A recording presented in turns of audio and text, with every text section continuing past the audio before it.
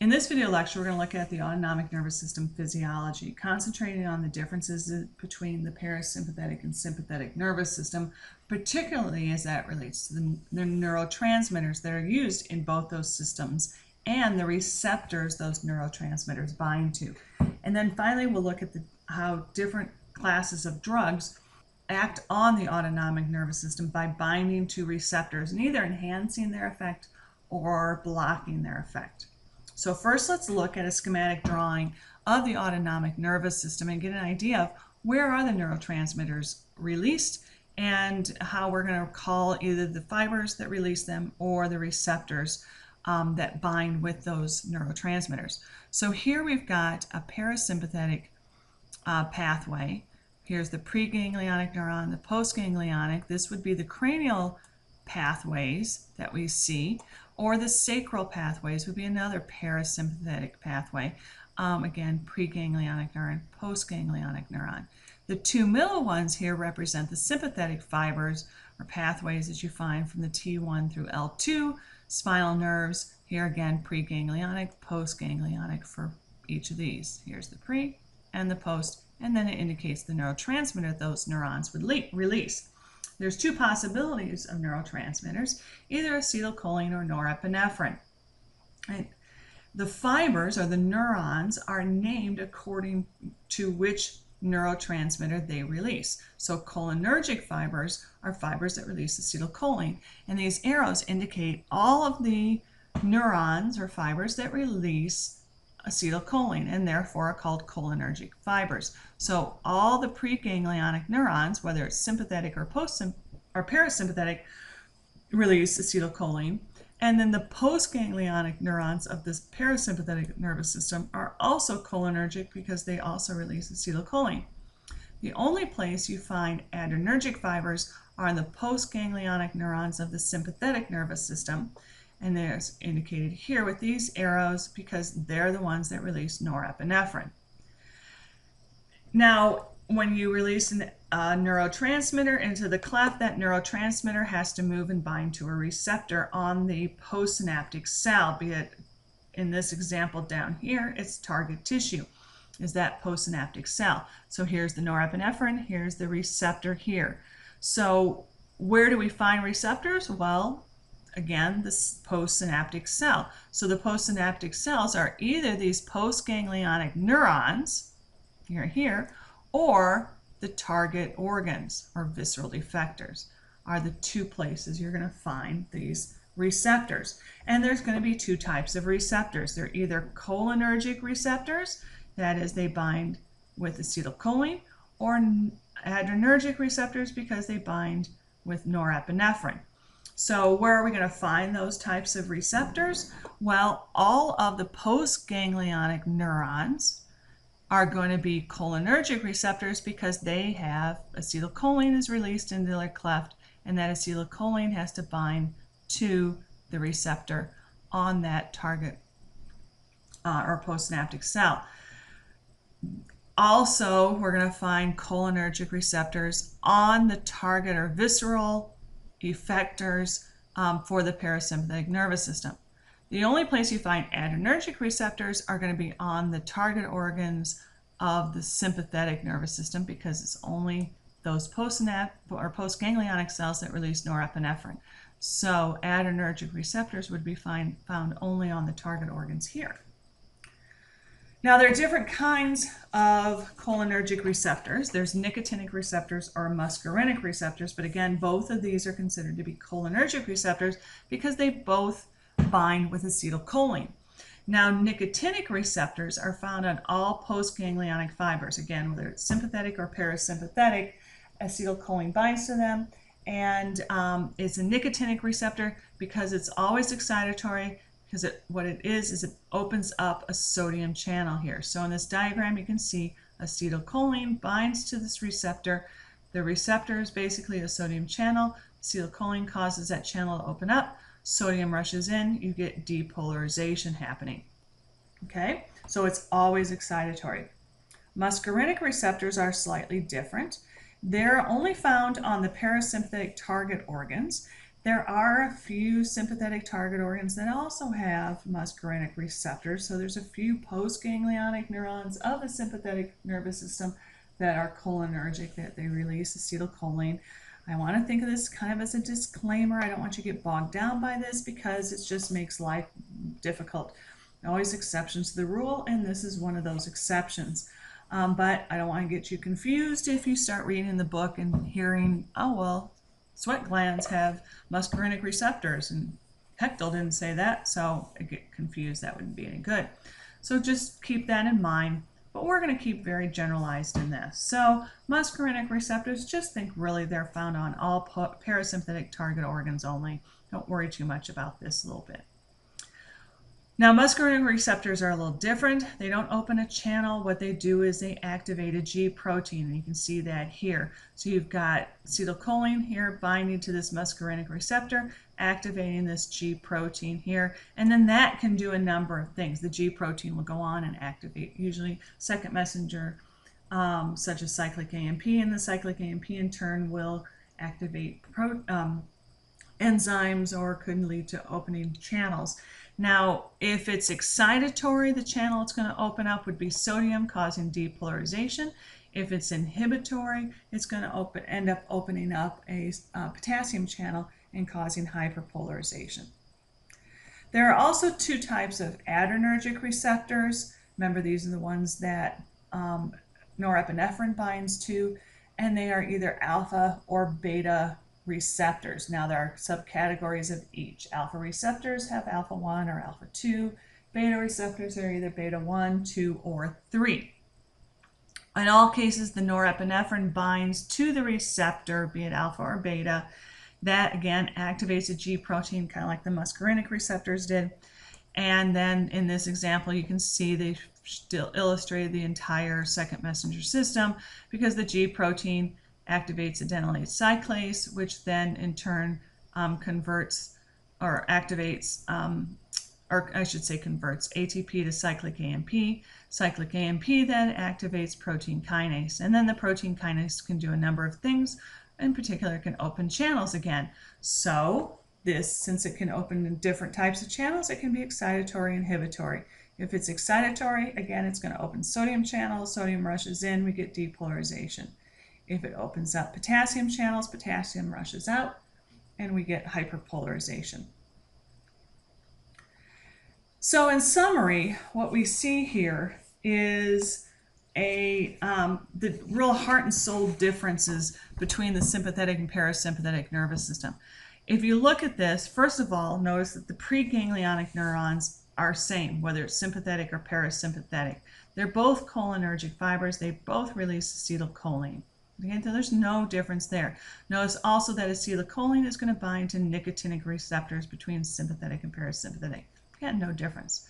The real difference lies in the postganglionic fibers. Here in the postganglionic fibers, you can see that the sympathetic nervous system has adrenergic fibers releasing norepinephrine, cholinergic fibers release acetylcholine, and then the receptors on the target organs or effector are going to be different, of course, because norepinephrine binds to adrenergic receptors. Acetylcholine is going to bind to muscarinic receptors. So this is where we really want to pay attention to the difference between parasympathetic and sympathetic nervous system. That really the effectors have either adrenergic or muscarinic receptors. And we're going to see that throughout the semester as we look at other systems and how the sympathetic or parasympathetic systems work on that or regulate that system by binding with these particular receptors. Okay? So now let's turn and look at the effects of drugs, different classifications of drugs. And I always like to learn my drugs this way. If I know the classifications of drugs, and I can say to the pharmacist, you know, if he gives me a drug, well, what kind of drug? What's the classification? Is it sympathomimetic? Is it a parasympathomimetic? I'll know how it works physiologically in my body. So if you break the drugs down this way, it's a lot easier to generalize about their effects. So let's look through these different types of drugs. One type is called the sympathomimetic. The sympathomimetic drugs are also referred to as adrenergic agonists. So think about the name here, sympatha. Sympatho refers to sympathetic nervous system. Mimetic mimics it. So sympathomimetic drugs would mimic the effects of the sympathetic nervous system. Same thing, adrenergic. Remember, adrenergic are adrenergic receptors or adrenergic fibers tied in with norepinephrine. So they're going to act or enhance the effects of norepinephrine. Okay? Now, different examples of this. One, albuterol. Now, albuterol binds to beta receptors, enhancing the effects of norepinephrine. We use albuterol to increase or dilate the size of our bronchi or our air tubes that go into our lungs. So if you're asthmatic or you have COPD, which is chronic obstructive pulmonary disease like emphysema or bronchitis, chronic bronchitis, you need to get your airways opened up so you can breathe more easily. And so what albuterol does is it binds to those beta receptors and causes bronchodilation, causes those bronchi to enlarge, so you do get air in.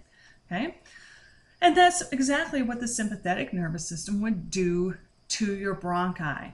Remember, sympathetic nervous system is fight or flight response. It's all about being able to fight the mugger or run away from them. And so you need more air in your lungs to be able to do that. So here, albuterol is enhancing or mimicking the effects of the sympathetic nervous system. Now, the interesting part about this, though, is that there are also beta receptors on your heart. But there are the receptors on your heart are called beta-1 receptors. Now, albuterol will bind to beta-1 receptors, not as well as it binds to beta-2s, but it will bind to them. And so if the albuterol gets to your heart, it's going to cause your heart rate to increase because, remember, that's what the sympathetic nervous system does to your heart. It gets it to increase. So it would cause some increase as a side effect of albuterol. In some patients, you might see an increase in heart rate if they overuse the albuterol or if they're very sensitive to the albuterol because they may have more beta-1 receptors or something. And so we try to minimize this side effect by the delivery system we use. And so you think about it, albuterol isn't taken orally, because if you took albuterol orally, then the albuterol would spread throughout your entire body and it would go to your heart as well as to your lungs and then have the worst side effects. Instead, what do? We inhale the albuterol so it's all concentrated in our lungs, in the bronchi, and therefore have just an effect at the lungs or within those bronchi. It's not likely to diffuse out from the bronchi and then affect your heart as easily as it would as if you took it orally. Okay. Another drug would be Visine. Visine has alpha-1 receptors that enhance the effects of norepinephrine. Now, alpha receptors cause vasoconstriction. Vaso means vessel, so we're talking about blood vessels. Constriction means to get it smaller. So we're shrinking the diameter of the blood vessel. And so Visine binds to alpha receptors and causes vasoconstriction in the blood vessels in the whites of your eye. And that way it gets the red out as it advertises. You can see here, it gets the red out. And we use this Visine when our eyes are bloodshot. Maybe we are out partying too much and got a little bit of a hangover and have to go to work and don't like looking bloodshot and don't want our boss to know that you're hungover. So you put Visine in your eyes. And that causes vasoconstriction and hides the redness in the eye. Another one we see that's a sympathomimetic is pseudoephedrine. This is a nasal decongestant. When you have a cold or allergies, the blood vessels in your nose dilate and leak, and so you get all that fluid running in your nose, making your nose run. And so Sudafed also binds to alpha receptors, causing vasoconstriction. It constricts the blood vessels, and therefore your blood vessels, not as much blood can run through them, not as much fluid can leak out of them, and so it helps dry you up. But also it can cause hypertension, because remember think about how you take Sudafed. You take Sudafed orally, so it's going to spread throughout your body. It's not just going to concentrate in your nose. It's going to go everywhere. It's going to go to your heart too, and it's going to get your heart to beat faster and harder, and that's going to raise your blood pressure and cause hypertension, and then also it can act on your brain and cause insomnia. Another group of drugs are called adrenergic antagonists, or you might hear them called anti-adrenergics. The same idea here. Now we're looking at blocking the effects of norepinephrine. If you think about an antagonist in the storyline is kind of the opposite of the main character. So an adrenergic antagonist is going to do the opposite of what norepinephrine does, or cause the opposite of what norepinephrine does. So here, in this case, the drug is going to bind to the receptor for norepinephrine, bind on that adrenergic receptor and block it, and that way norepinephrine can't bind to it and cause its effect. So it's blocking the effects of norepinephrine. Example, beta blockers. What appropriate name? Beta blockers block beta receptors on the heart. Now, think about what the sympathetic nervous system does to your heart. Okay, sympathetic nervous system, or norepinephrine, would cause your heart rate to go up. But if I'm blocking that, then I'm going to lower your heart rate and lower the force of the contraction. I can use this for cases of hypertension or angina. Angina is basically your heart saying, hey, I'm not getting enough oxygen in here, it hurts. In hypertension, if we lower heart rate and lower the force of contraction, we don't get as much blood pumped out, and that's going to end up lowering blood pressure. That doesn't make sense right now. It will when we start going through cardiovascular system. But we're going to block its effects by taking a beta blocker, and that way we can reduce hypertension. Okay. There's alpha blockers, for example, Cardura. It blocks alpha receptors on blood vessels. Remember, alpha receptors cause vasoconstriction. So if I'm blocking those receptors, norepinephrine can't bind to them. So I'm going to cause the opposite. That is, I'm going to cause vasodilation. Again, that can work for hypertension. Another one is tamsulosin or Flomax. This also blocks alpha receptors on the urethra and cause dilation of the urethra. Now, the urethra is the tube that leads from the bladder out through the penis in males, and it's typically used for benign prostatic hyperplasia or swollen prostate gland. Now, in males, the prostate gland surrounds the urethra, so if it's swollen, it tends to constrict that urethra and make it difficult for men to urinate. So they take this Flomax to cause dilation so that they can more easily pee. And I just love the name Flomax. You're maximizing flow. Then there's the cholinergic agonists or the parasympathomimetics. Okay, so again, parasympatho refers to the parasympathetic nervous system. Again, we're mimicking it. So we have or you can call them the cholinergic agonists, same idea.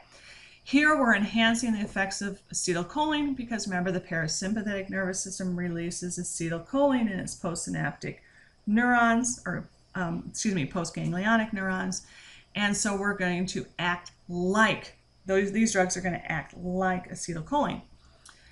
Example here, the muscarinic agonists, and that would be, for example, pilocarpine. Pilocarpine binds to muscarinic receptors, acting like acetylcholine, so it triggers the same effect that acetylcholine would have. An example where this is used is in treating glaucoma. Glaucoma is a buildup of pressure in the eye because the fluids in the eye don't drain. So this way, pilocarpine increases the ability of that fluid or aqueous humor to drain, and therefore you don't get the buildup of pressure, and therefore you don't end up with glaucoma. Other ones are the cholinergic antagonists or anticholinergics. These are going to block the action of acetylcholine by binding to the receptor and blocking acetylcholine's effect. Okay, so they have the opposite effect of what acetylcholine would have. So one example is atropine. Atropine is a muscarinic antagonist. It blocks muscarinic acetylcholine receptors, so now acetylcholine can't bind to it and have its effect. We use this, for example, to dilate pupils. At the doctor's office, they may give you atropine to dilate your pupils to be able to see the inside of the eye. They also use it in surgeries to help dry up the salivary glands and respiratory pathways so you don't build up fluids and can't get air in while you're in the middle of surgery. Also, it helps speed up the heart rate and dilate the bronchi. Again, in surgery, anesthesia tends to lower heart rates extensively, and that you don't want to have happening because you need to keep blood pressures up, especially if you're cutting into blood vessels. So we need to raise that heart rate up a little bit while in surgery. Okay. Another drug that's used is scopolamine. Scopolamine is also a muscarinic antagonist. That is, it blocks the muscarinic receptor, so acetylcholine can't bind to it. Again, this can be used in the eye doctor's office, but to dilate pupils. And we also see an example here in this illustration. They use it to reduce nauseousness or vomiting for motion sickness. They actually a little patch you put behind your ear where the scopolamine will enter into circulation. And if you think about how all this works, both the atropine and the scopolamine, again, think about what does the parasympathetic nervous system normally do? And so these cholinergic antagonists would block what that parasympathetic nervous system does. So if you think about scopolamine, the parasympathetic nervous system causes an increase in motion of the digestive tract because it's all about rest and digest. So if I'm motion sickness, I don't want to throw up. So let's decrease the activity of the digestive system so I don't throw up. Okay? We can also use it to relieve muscle spasms if you have irritable bowel or irritable colon syndrome, where your colon just tends to be a little bit too spastic. And so we want to reduce that muscle activity. So we want the opposite effect of what the parasympathetic nervous system would do. And that would be what scopolamine does, because it's a muscarinic antagonist. Okay. All right, so the interaction in autonomic nervous systems, it's a little kind of summary of some of the different things we see. One, remember when we talked about the anatomy, we saw dual innervation. That is, the sympathetic and parasympathetic nervous system have as their target organs often the same target organ. So they both go to the heart, they both go to the digestive tract, they both go to the pupils. So there's a lot of dual innervation. Okay. Normally, both divisions are partially active, or they have dynamic antagonism, because typically they both go to the same organ. They have an opposite effect. For example, your heart. Both parasympathetic and sympathetic nervous system go to your heart. Sympathetic causes your heart rate to go up. Parasympathetic causes your heart rate to go down. They have an antagonistic effect, that is opposite effect. But they're both sending impulses to your heart. So that's called autonomic tone, this idea of background stimulation that activates the effector. So basically, who wins is going to be who has more impulses going to, for example, the heart. So if there's more impulses from the parasympathetic nervous system than the sympathetic nervous system going to your heart rate slows down. If sympathetic, more impulses from sympathetic than parasympathetic, your heart rate would go up. Okay? Now, other organs, there's what's referred to as parasympathetic tone. Parasympathetic tone is when the parasympathetic nervous system dominates, and you typically see that with the heart or smooth muscles, the digestive and urinary tract. So the parasympathetic tends to slow your heart down and controls digestion. Okay? There's also sympathetic or vasomotor tone, where we see sympathetic or vasomotor tone, particularly the vasomotor refers to your blood vessels, motor refers to smooth muscle, and so the sympathetic nervous system is constantly sending impulses to those blood vessels so that they are partially constricted. That is, remember, the smooth muscle encircles those blood vessels, so if I contract those smooth muscles, it's going to cause the blood vessel to get smaller in diameter. If I relax that smooth muscle, it gets larger in diameter. So if I send a lot of impulses in the sympathetic nervous system, the diameter of that blood vessel gets smaller. If I send fewer impulses to the blood vessel gets larger. And that's all going to be controlled by the sympathetic nervous system. And there is no parasympathetic nervous system connection to the blood vessels.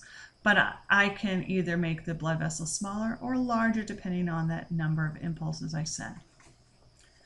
Now, there are some unique roles of the sympathetic nervous system. As I mentioned, there's the blood vessels, which are illustrated over here. It's only the blood vessels only the sympathetic nervous system controls the diameter of your blood vessels.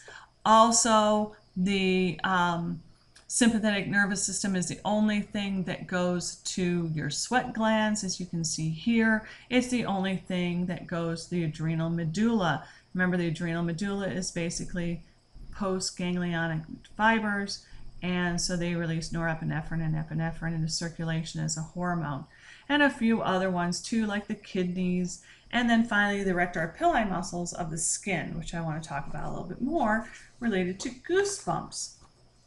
Now, goosebumps we get when we get cold.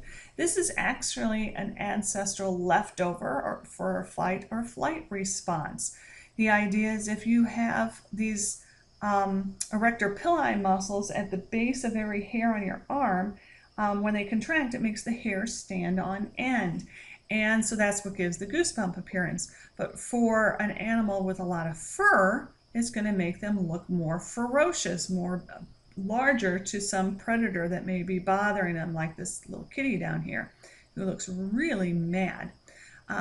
And so he looks bigger because he's basically constricted all of those erector pilli muscles, making the hair stand on end. And that's the sympathetic nervous system that does that.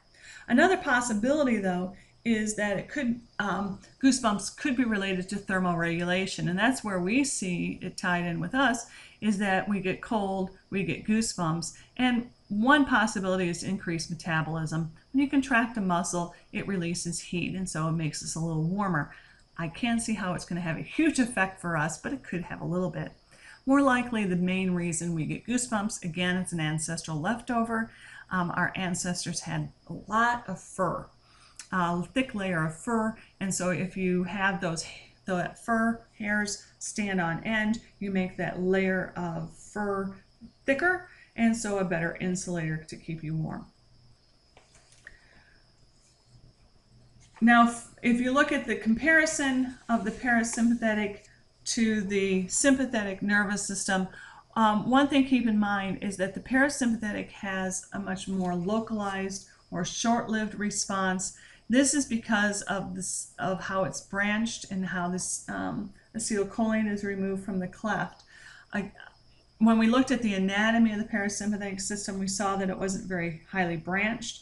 90% of the parasympathetic is controlled by one cranial nerve, the vagus nerve, and so that really gives more of a localized control to it, whereas the sympathetic nervous system is much more highly branched. So we have a difference there. Also, acetylcholine is broken down by acetylcholinesterase in the cleft, and you can see this example here. Here's acetylcholine. Here's acetylcholinesterase that breaks it down, and then it's recycled and build more acetylcholine. But that happens very quickly. And so acetylcholine is not in the cleft for very long. That means it's not bound to the receptors, those cholinergic receptors on our postsynaptic cell for very long. And so if it's not bound to the receptor for very long, it can't have a very long effect. Whereas the sympathetic nervous system has a much more generalized or diffuse effect, again, because it's highly branched, preganglionic fibers, and it has a much longer lasting effect because norepinephrine is taken up or removed from the cleft by reuptake.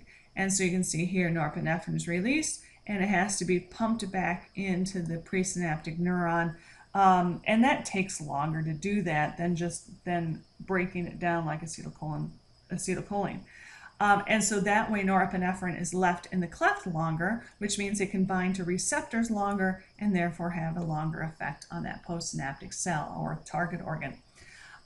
Also, sympathetic nervous system causes the release of norepinephrine and epinephrine as a neurotransmitter, or excuse me, as a hormone in circulation, and though that norepinephrine and epinephrine will stay in circulation a much longer time and therefore have a much longer effect.